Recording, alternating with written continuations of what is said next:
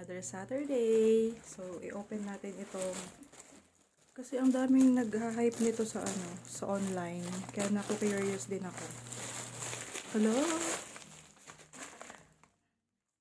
Familiar kayo dito? Yung pinakang lagi nilang hina-hype yung milk flavor. Curious ako dun sa cheese. Kaya gusto kong masubukan. So, ito ang pinagbalik ko. Milk Classic. Ayan o. Milk Classic. Non-fried. Ito yung milk. At ito naman yung cheese.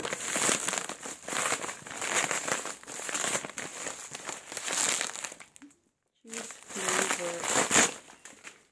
Curious ako sa lasa niya. So, maliit lang siya. Hindi siya yung ginaganyan. Open natin. Sa cheese kasi ako naku-curious. Kasi yung milk yung hina-hype nila. Pero gusto kong matikman to. So, ganyan ang laman niya sa mga hindi pa nakaka-try nito. Diba pag cheese maalat? Try natin yung cheese. Sakto, nagbe-breakfast pa lang naman ako. Yun nga.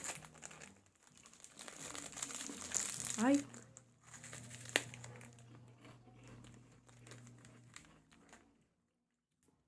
Sarap ng cheese. Sarap yung cheese. May kahawig siyang lasa na chichirya. Parang cheese rings ba yun? Parang may lasa siya na chichirya, not cheese. Hindi ko lang maalala. Ito naman yung milk. Babaunin ko to sa school kasi wala na akong crackers na binabaon sa school. Milk.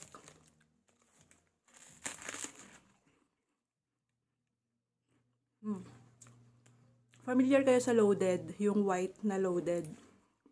Ganito yung lasa. Pero mas matamis yun. Ito hindi gaanong matamis.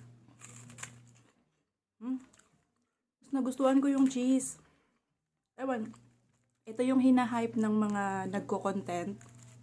Pero iba-iba naman tayo ng preference. Mas gusto ko yung cheese. Buti na lang umorder ako ng cheese.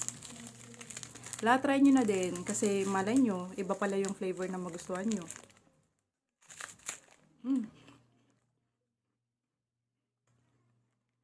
Meron siyang chichirya na kaparehas na cheese flavor. Pag naalala ko, ilalagay ko na lang sa comment section. Pag naalala ko yung kaparehas niya ng lasa. Pero guys, para sa akin, yung cheese yung nagustuhan ko.